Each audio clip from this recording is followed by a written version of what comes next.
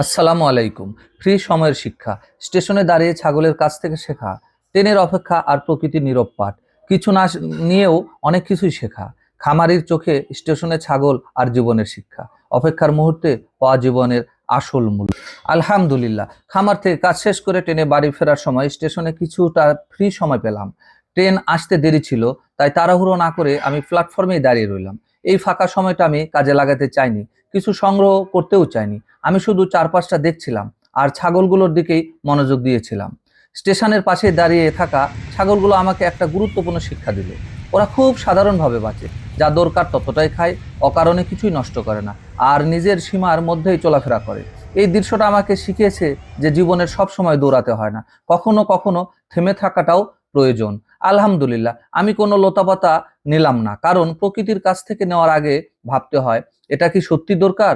অপ্রয়োজনীয় নেওয়ার মানেই অপচয়। ছাগলগুলো যেমন অপ্রয়োজনের বাইরে কিছুই চায় না, আমাদেরকেও তেমনি সচেতন হওয়া উচিত। আলহামদুলিল্লাহ, এমন ফ্রি সময়টা আমাকে আরেকটি বিষয় শেখালো, পর্যবেক্ষণের গুরুত্ব। অনেক সময় আমরা এত ব্যস্ত থাকি যে চারপাশ দেখার সময়ই পাই না, কিন্তু একটু থেমে দেখলে শেখার মতো অনেক কিছু পাওয়া যায়। ছাগলের আচরণ, ওদের শান্ত থাকা, পরিবেশের সাথে মানিয়ে চলা, এসবই বাস্তব জীবনের শিক্ষা। আলহামদুলিল্লাহ, ইতিমধ্যে ট্রেনের হুইসেল শোনার সাথে সাথে বুঝলাম যাত্রার সময় হয়ে এসেছে। আমি ট্রেনে উঠলাম। ট্রেন আসা মাত্র আমি ট্রেনে উঠলাম। জানালার পাশে বসে বাইরে তাকিয়ে ভাবছিলাম, খামার শুধু কাজের জায়গা নয়, এটা মানুষকে ধৈর্য শেখায়, দায়িত্ববোধ শেখায় আর প্রকৃতির প্রতি সম্মান শেখায়। এই ছোট্ট অপেক্ষার সময় আমাকে শিখেছে তিনটি বড় কথা। এক, ফ্রি সময় নষ্ট না করে অনুভব করতে হয়। দুই, প্রকৃতি থেকে নেওয়ার আগেই দায়িত্বশীল হতে হয়। তিন, পশুদের জীবন থেকেও মানুষ অনেক কিছুই শিখতে পারে। এই ছোট্ট অপেক্ষার সময় আমাকে শিখেছে তিনটি বড় কথা। এক, ফ্রি সময় নষ্ট না করে অনুভব করতে হয়। দুই, প্রকৃতি থেকে নেওয়ার আগে দায়িত্বশীল হতে হয়। তিন, পশুদের জীবন থেকে মানুষকে অনেক কিছুই শিখতে পারে। আলহামদুলিল্লাহ, ট্রেন এগিয়ে চলল, স্টেশন পেছনে পড়ে গেল, কিন্তু সেই ফ্রি সময়ে শিক্ষা আমার মনে থেকে গেল। এই শিক্ষাই আমাকে একজন ভালো খামারি হওয়ার পথে প্রতিদিন একটু একটু করে এগিয়ে নিচ্ছে। ট্রেনের যাত্রা চলছে।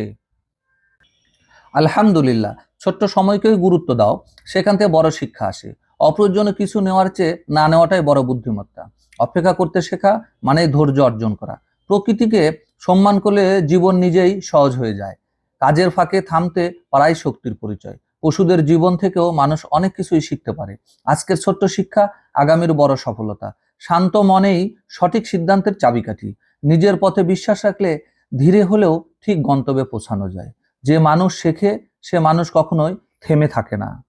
আলহামদুলিল্লাহ, আমি জানি পথ যতই লম্বা হোক শেষটা ঘরে এসেই মেলে। যাত্রার কষ্ট আমাকে শক্ত হতে শিখেছে। ধীরে চললেও আমি থামি না, এটাই আমার শক্তি। প্রতিটা স্টপেজ আমাকে নতুন কিছু শেখায়। ক্লান্তি আসে, কিন্তু স্বপ্ন আমাকে এগিয়ে নেয়।